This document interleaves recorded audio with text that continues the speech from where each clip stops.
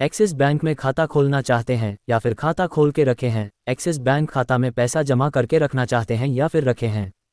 और आप समझ रहे हैं या फिर बैंक वाले आपको बता रहे हैं कि इस बैंक में पैसा जमा करके रखने पर 9% या फिर 8% का कमीशन मिलेगा,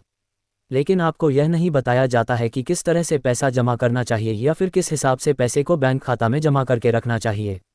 जी हाँ दोस्तों, दुनिया में अगर कोई बेवकूफ़ बनाते हैं तो वह है प्राइवेट बैंक। एक्सिस बैंक तो ऐसा करता ही है, लेकिन सभी प्राइवेट बैंक लगभग ऐसा ही करते हैं। आज मैं आपको एक्सिस बैंक के कुछ ऐसी जानकारी दूंगा जिससे आप पैसे जमा करके रखने से पहले आपको सोचना और समझना चाहिए। दरअसल खुद मेरे साथ ऐसा हुआ है। जैसे कि मान लेते हैं अपने एक्सिस बैंक में एक खाता खोले हैं और इस बैंक खाता में 1 लाख रुपए जमा कर दिए इस उम्मीद में कि आपको 8 या 9% का इंटरेस्ट रेट के साथ कैशबैक पैसा मिलेगा, और 1 साल या फिर 2 साल बाद आप अपने बैंक खाता को चेक करने जा रहे हैं तो आपको देखने को मिल रहे हैं कि आपका 20 से 25 हज़ार रुपये आपके बैंक खाता से कम हो चुका है। यानी कि 1 लाख रुपये जमा करने के बाद 2 साल बाद हमें 75 हज़ार या फिर 80 हज़ार रुपया ही मिल रहे हैं, जो कि हमें इंटरेस्ट रेट के साथ 1,18,000 या 20,000 होना चाहिए। और जब हम बैंक मैनेजर को पूछते हैं तो वह बताते हैं कि ATM charge, chequebook charge, service charge, ये सब मिलाकर आपका चार्ज कटा गया है, और हर 1 साल आपके SMS charge, service charge, chequebook का चार्ज मिलाकर यह कटौती हो रहा है।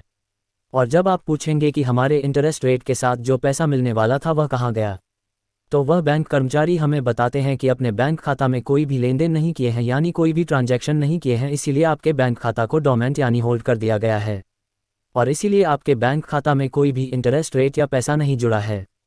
और अगर आप वह बचा हुआ पैसा निकालना चाहेंगे तो नहीं निकाल पाएंगे, क्योंकि वह बैंक खाता होल्ड हो चुका है या फिर डोरमेंट हो चुका है, और आपको कई दिन तक घुमाएंगे वह डोरमेंट खाता को चालू करने के लिए। यानी दोस्तों, बैंक कर्मचारी अपने फ़ायदे के लिए आपको इतना समझाएगा बैंक खाता खोलने के लिए या पैसा जमा करने के लिए कि आप मजबूरन बैंक खाता में पैसा जमा कर देंगे, और जब आपको पैसे का ज़रूरत पड़ेगा तो वह कोई भी दुख या आपका समस्या नहीं समझेगा, आपको कई दिनों तक दौड़ाएगा और परेशान करेगा। ना उसके खिलाफ कुछ एक्शन ले सकते हो और ना ही कुछ ज़्यादा बोल सकते हो, क्योंकि उसी बैंक में आपका पैसा फंसा हुआ रहते हैं। प्राइवेट बैंक में ऐसा ही होता है, इसीलिए प्राइवेट बैंक में खाता खोलने से पहले या फिर पैसा जमा करने से पहले सोच लेना और अपना हिसाब से पैसा जमा करना।